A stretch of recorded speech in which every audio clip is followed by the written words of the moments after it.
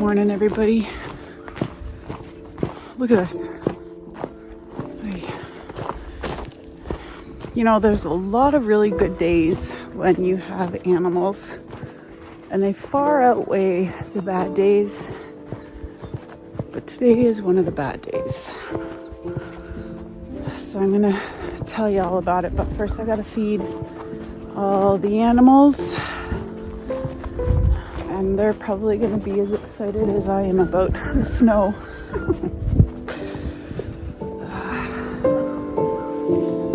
Good morning, everybody. I gotta find your water. Let's feed you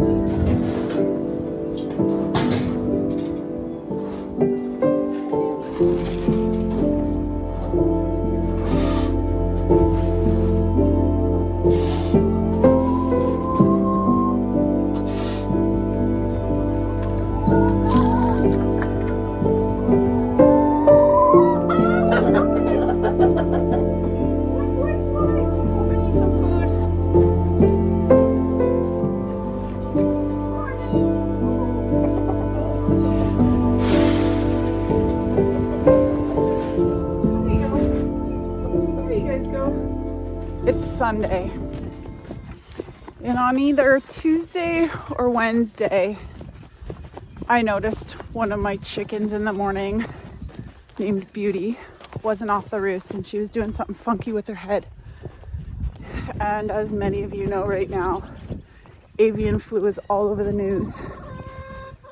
And I had gone to a webinar a couple of weeks ago talking about some of the symptoms and what to do if you have a sick chicken. And so, of course, my mind immediately went to avian flu, although I thought it was very slim that it was. The day before, we had a positive case kind of in our area, in the Kawartha Lakes region anyway. So I was nervous, and before kind of totally panicking, I caught the chicken. I isolated her because I wanted to monitor her just to see if it was avian flu, whether I should make a bigger deal out of it than it was or whatever. And I just said, I did all my research, and it said that most avian flu cases, the bird is dead within 48 hours. So I was going to give her at least 2 days to see what happened and then see if I could fix it. And I didn't want to touch her at all because avian flu is highly contagious. So I completely isolated her from any of the other birds, sanitized everything that I touched her with, that I was wearing, and kind of just did my best. I mean, I was totally panicking. And Dr. Google doesn't help in that panic mode. But she really wasn't displaying a lot of the symptoms of avian flu. But she also wasn't drinking or eating, which concerned me because that is one of the symptoms. And she was kind of doing a funny thing with her head. And I also noticed it like she was puffed. And so they said like swelling in the neck and head. I don't even know. So let me just feed these ladies here. They want to get out.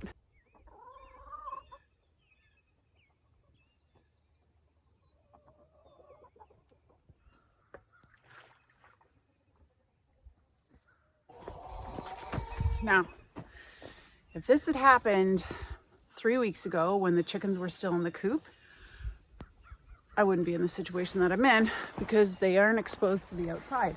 Or they hadn't been exposed. But 3 weeks ago, about 2 or 3 weeks ago, I let them out because the snow went away and I wanted them to be able to scratch and peck and whatever.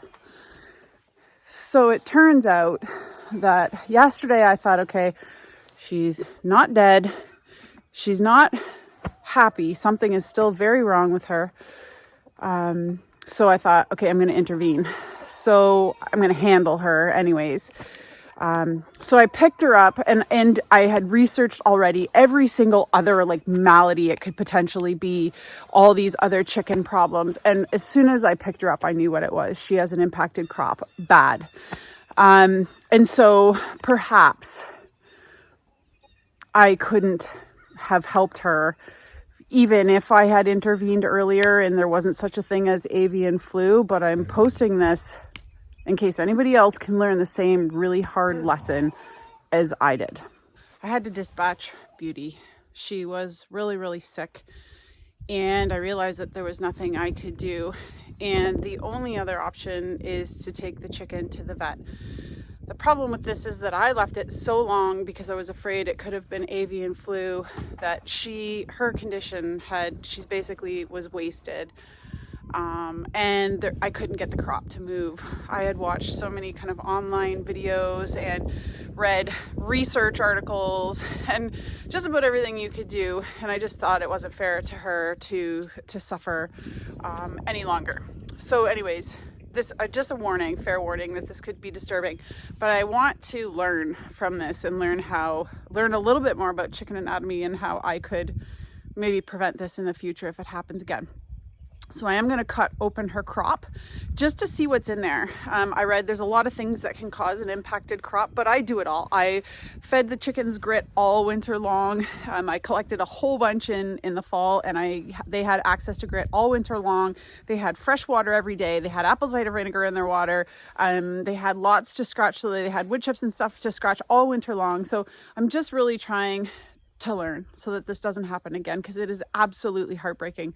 When people keep animals, we think of, or I always, we kind of glorify it. You think of the cute little chicks that grow into chickens that produce these beautiful eggs. And yes, Beauty was my blue egger, the only one I have. So it's also it's just heartbreaking when the animals that you love die, and it could have been your fault. So I feel at this point like I loved her to death. Gonna try and do this without crying, because this is really hard, but I want to learn. So for anybody else out there who's in the same situation as me, I'm gonna show this so that we might all learn a little something, and that she didn't die for no reason. Anyways, feeling really bad about it. You can see this giant bulge right here. That's her crop. This is horrible. First, I'm going to tell you that I can smell it. When I went in to check her, I could smell. Oh, there it is.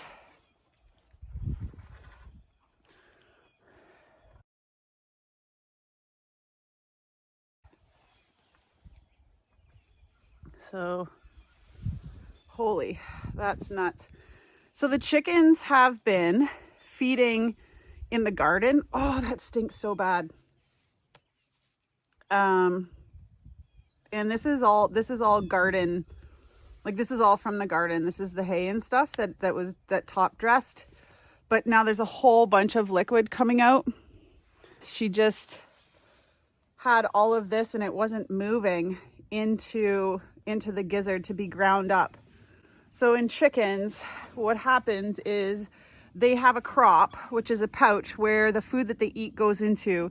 And then there is it then moves into the gizzard, which is a muscular, not organ, but area that the chickens eat grit. So tiny little stones and pebbles from the ground and from the dish that I had. And that grit then kind of grinds and massages that food and breaks it down so the chicken can digest it. So yeah, there it is. That's what impacted crop looks like. Definitely learning, they just celebrated their 1 year birthday. So it's just heartbreaking all the way around that I was kind of unable to help her. And it's only because of the avian flu. I was just so afraid that all the birds were going to die, and I didn't want to be that person who just did something stupid and allowed something so contagious to spread. So it was just really bad timing. But it is heartbreaking. And for people out there wondering, because I know people will say, well, you're a hunter and you kill other animals, and why is it so hard? And it's because every animal that I kill before the moment that it dies has had an amazing life.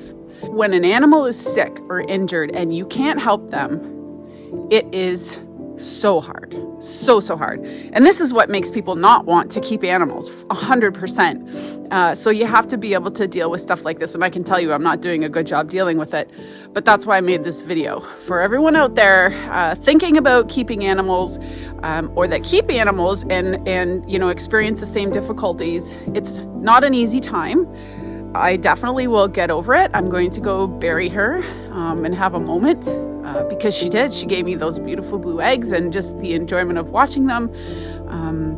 But I definitely want to be able to not have this happen to another hen. So just keeping a close eye, looking for the bulge in the breast is something else that I now know, because I actually did see her and I thought, woof, I thought she was getting overweight.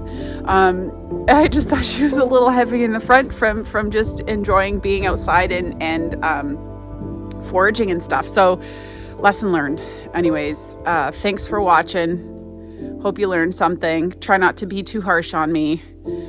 I did the best that I could with the information that I had in a time where a highly contagious virus is being transmitted amongst bird flocks. So yeah, it sucks.